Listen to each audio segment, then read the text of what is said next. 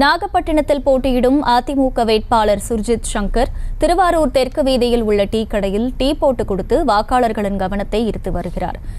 இதுகுறித்த கூடுதல் விவரங்களை செய்தியாளர் நேசராஜன் வழங்க கேட்கலாம். நேசராஜன், வணக்கம். கள தகவல்கள் என்ன?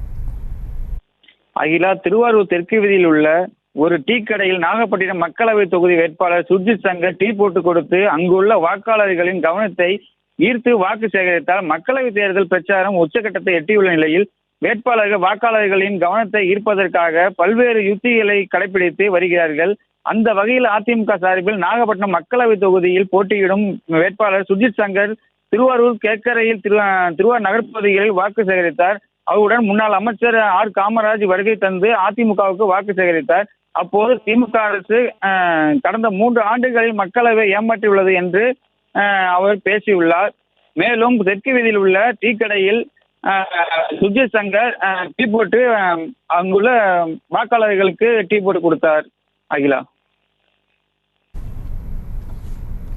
விவரங்களுக்கு நன்றி நேசராஜன். செய்திகளை உடனுக்குடனும் துல்லியமாகவும் தெரிந்து கொள்ள சப்ஸ்கிரைப் பண்ணுங்க.